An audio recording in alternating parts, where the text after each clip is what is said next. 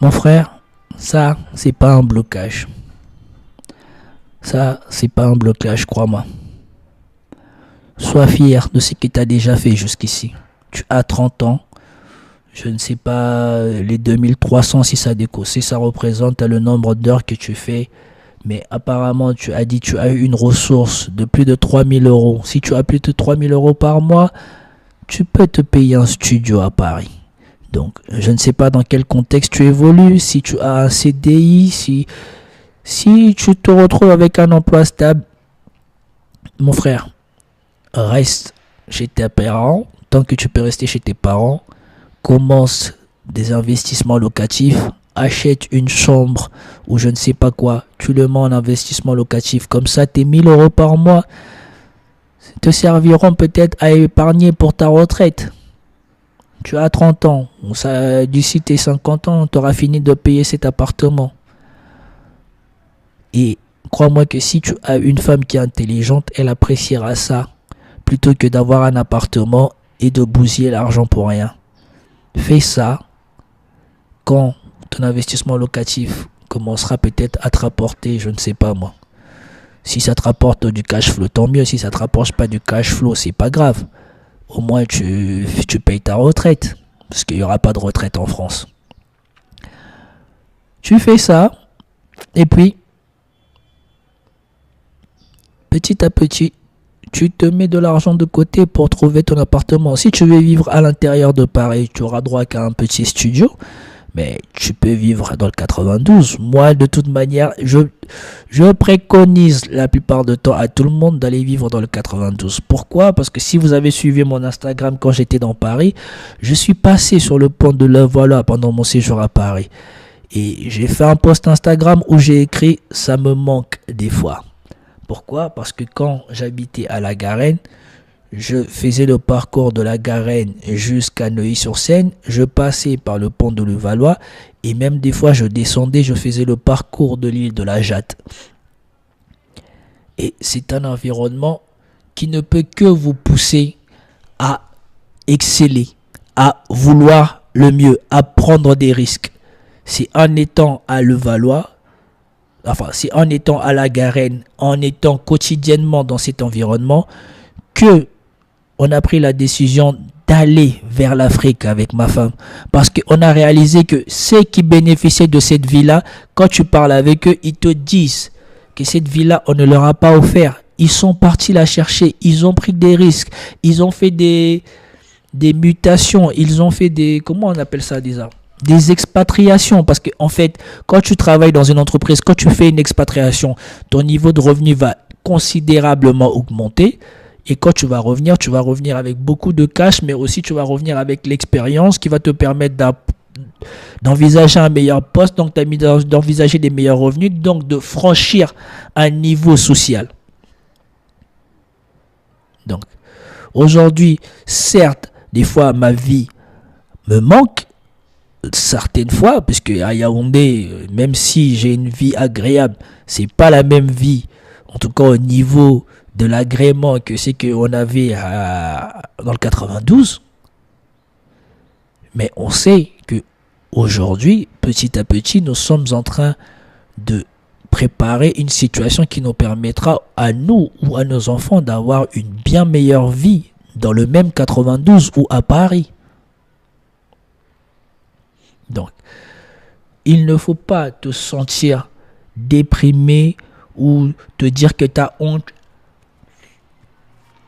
C'est pas commode d'avoir un homme ou une femme qui est chez ses parents à 30 ans. Mais il n'y a pas de quoi en avoir honte parce que c'est intelligent. Ne te précipite pas. Si tu sens que tu as besoin d'aller vivre chez toi, je te conseillerais de te prendre un appartement, un studio à Levallois, un studio à la Garenne, un studio à Courbevoie, un studio à Suresnes, un studio à Boulogne. Mais tu ne te mets pas en difficulté financière pour rien. Parce qu'à cette heure-ci là, moi je te déconseillerais de faire ça. Imaginons qu'à cette heure-ci tu veux prendre un appartement dans ces endroits. Ça va te coûter 800, 900, 1000 euros. Quand tu vas mettre les charges, ça va te coûter 200, 300, je sais pas combien. Surtout que dans la plupart des temps, dans ces villes-là, on est en moyenne en charge de copropriété entre 100 et 200 euros. Ensuite, tu prends ton assurance. Tu prends l'assurance de ta voiture. Tu prends le carburant de ta voiture. Tu prends ta nourriture. Tu prends ton électricité. Tu prends ton abonnement téléphonique. Tu prends ton abonnement internet. Tu vois tout l'argent qui était parti en fumée, que tu aurais pu économiser en restant un peu chez tes parents.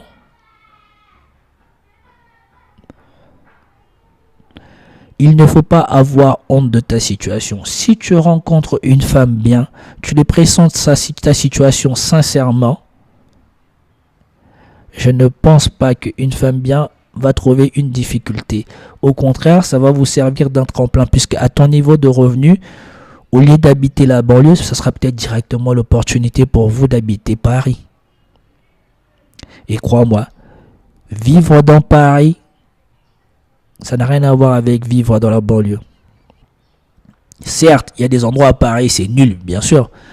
Mais tu as carrément la France à tes pieds. Pourquoi? Parce que moi, par exemple, quand je suis dans Paris, je séjourne chez ma soeur. Ma soeur, elle habite à Max Dormeuil.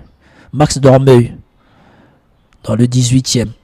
Et bien, dès chez ma soeur, moi, je fais tout Paris à pied. Moi, je marche de Max Dormeuil jusqu'à Porte-Maillot, comme j'ai publié sur la chaîne même. Quand je vous publie la vidéo, les photos qu'il y a sur la chaîne, je suis à Porte-Maillot. Je suis venu là à pied. Pourquoi? Parce que comme j'ai pris l'habitude, je suis sportif. Et ben, j'apprécie de me balader dans Paris. Je prends même pas le métro. Je marche jusqu'à ce que je sois fatigué. C'est là que j'utilise le métro. Et rien que ça me fait faire des économies de dingue et j'apprécie la vie. Donc, ne te sens pas limité, mon ami. Tu es très bien parti. Tu gagnes beaucoup plus d'argent que la majorité des gens qui vivent à Paris. Parce que je te rappelle que 3 000 euros, tu es au-dessus de 80% des gens qui vivent en France. Dans ta rémunération, elle a déjà 3 000 euros. Donc, ne te sens pas rabaissé, ne te sens pas bas, ne te sens pas inutile. Fais les choses à ton rythme. Tu es déjà bien parti. Par contre, sois sincère, sois bon, sois digne dans ta recherche de nouvelles partenaires pour que ton comportement soit l'occasion pour toi et pour elle d'aller de l'avant. Parce que si tu rencontres une femme bonne, qui comprend les impératifs de vivre dans une ville comme Paris, elle ne voudra pas que tu payes le loyer tout seul. Ou alors, si toi, tu prends en charge le loyer, elle prendra en charge autre chose. Parce que si vous habitez ensemble, ça sera bénéfique à vous deux. Non seulement au niveau économique, mais aussi au niveau de votre épanouissement personnel. Donc, ne te sens pas bas, ne dis pas que tu as un blocage, c'est pas un blocage. Libère-toi de cela. Tu es déjà dans des très bonnes perspectives et si tu ressens absolument le besoin de vivre seul chez toi, vas-y. Mais il faut assumer, il ne faut pas venir pleurer après. Si tu ressens le besoin d'aller vivre seul, va. Habite seul chez toi, mais ne pleure pas si jamais c'est dur, s'il y a de la difficulté, si ton argent disparaît plus vite que ce que tu pensais, c'est normal. Ce sont les aléas et les responsabilités de quitter chez ses parents pour vivre tout seul. Mais tu peux aussi être bénéfique, tu peux aussi faire comme moi. Quand j'étais chez mes parents et que je faisais mes études, j'avais une chambre exceptionnelle. Je ne sais pas si tes parents ont une assez grande maison pour que tu aies une chambre à toi, mais tu peux faire en sorte que ta chambre à toi ressemble à la chambre de quelqu'un de responsable.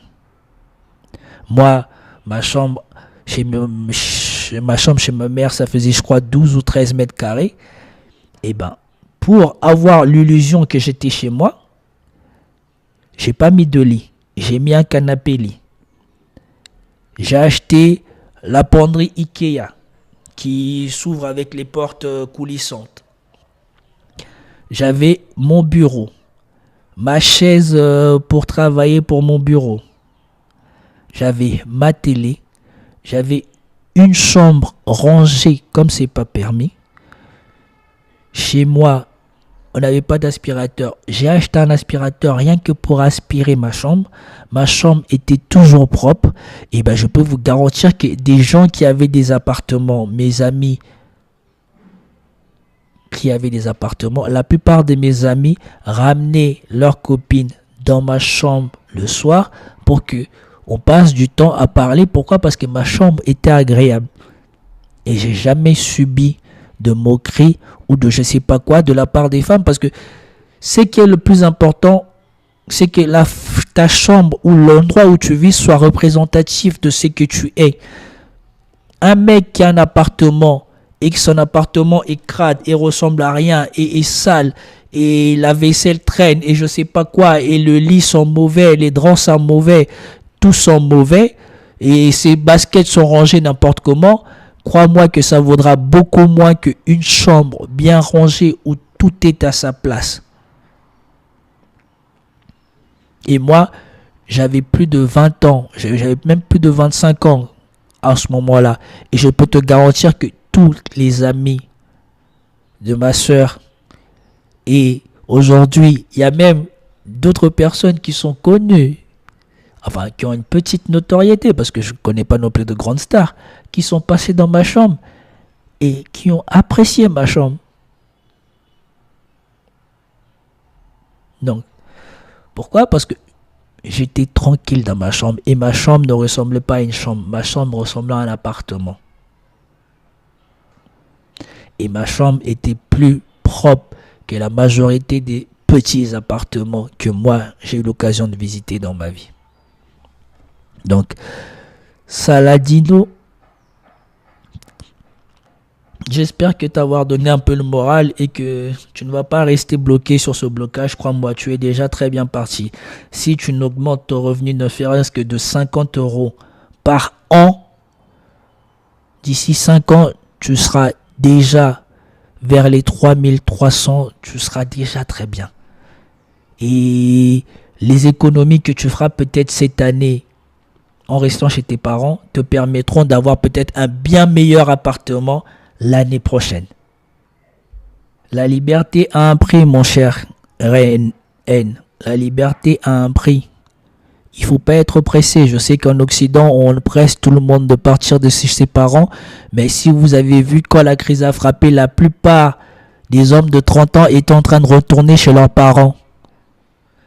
Donc, quand tu es en train de construire ta situation tranquillement, pourquoi tu veux te dépêcher de sortir de chez tes parents?